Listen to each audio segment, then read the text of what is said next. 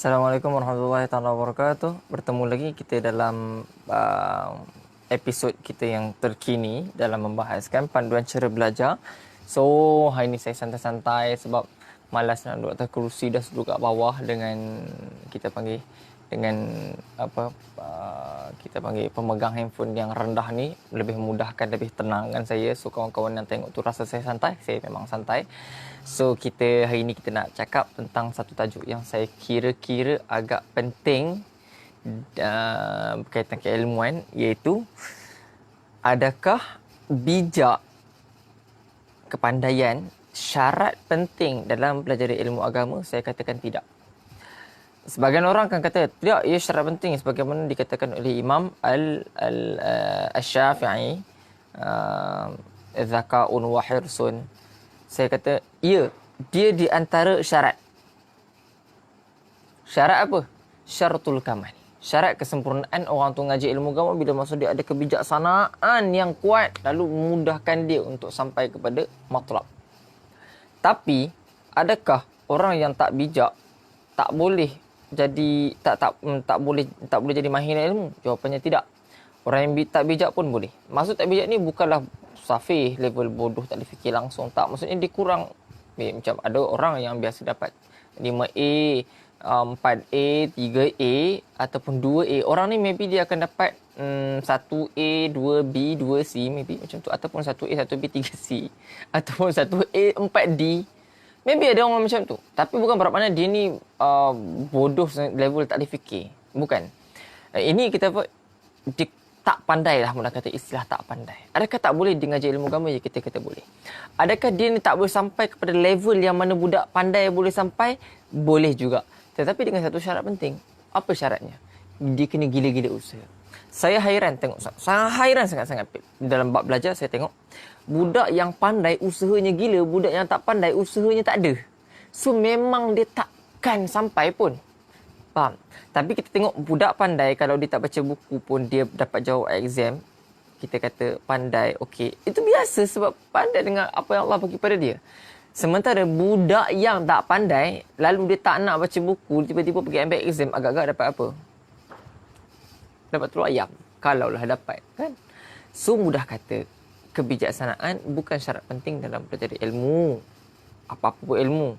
Saya sebut ni bahaskan fokus pada ilmu agama lah. Tapi sebenarnya, usaha kita, komitmen kita. Faham? Saya selalu cakap pada pelajar saya, sebab ada sebahagian pelajar-pelajar kan, dia orang saling, kadang-kadang dia orang ada, kita boleh nampak perbandingan pelajar kita dalam kelas.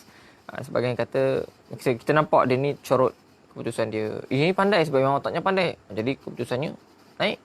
Jadi saya terus tekankan kepada para pelajar saya bahawa kebijaksanaan bukan syarat penting.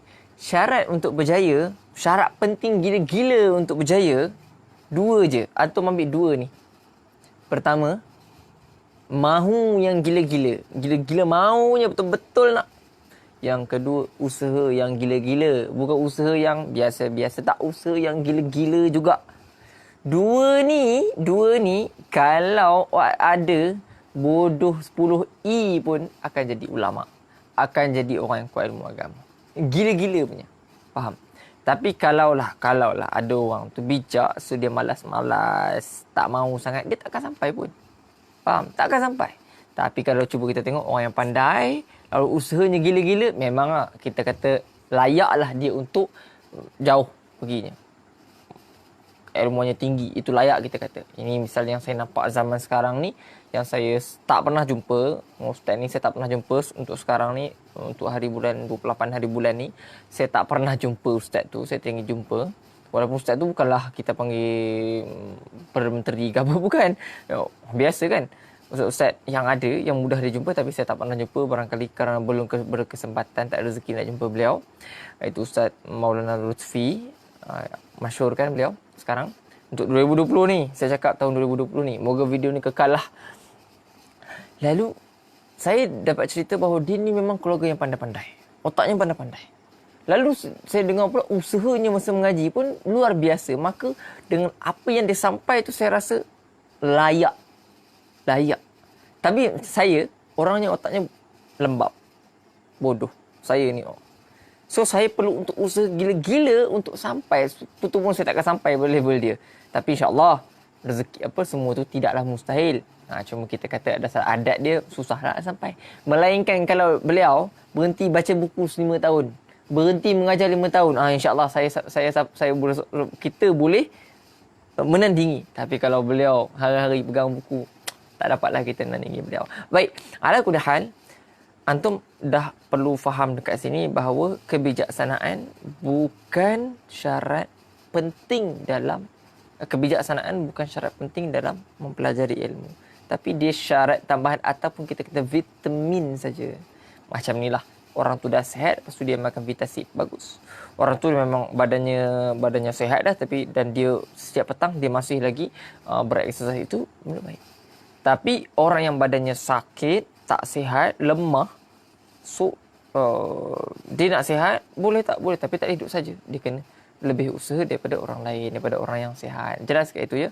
Saya harap maklumat ringkas ni jelas kepada antum untuk dijadikan sebagai panduan supaya jangan lemah semangat kalau terasa kita bodoh. Sebab saya yang bercakap depan antum bodoh. Tidaklah saya kata saya ni level PhD ke apa ke, tidaklah. Tapi saya bercakap sebagai seorang yang mengaji ilmu agama, yang mengaji, yang usaha, alhamdulillah sentiasa berusaha, dan moga-moga usaha ni sampai bila-bila, sampai mati. Yang mana saya nampak tu, dan saya yakin jelas dan terjadi pada saya bahawa kebijaksanaan bukan syarat penting dalam mengaji ilmu dan menguasai, bukan. Tapi dia syarat tambahan saja. Sekian. Jadi saya harap antum faham. Baik, saya tutup kat sini. Subhanakallahumma wa bihamdika asyhadu an la ilaha illa anta astaghfiruka wa atubu ilaik. Wassallallahu ala sayyidina Muhammad wa ala alihi wa sahbihi wa baraka wasallam. Alhamdulillah. Assalamualaikum warahmatullahi taala wabarakatuh.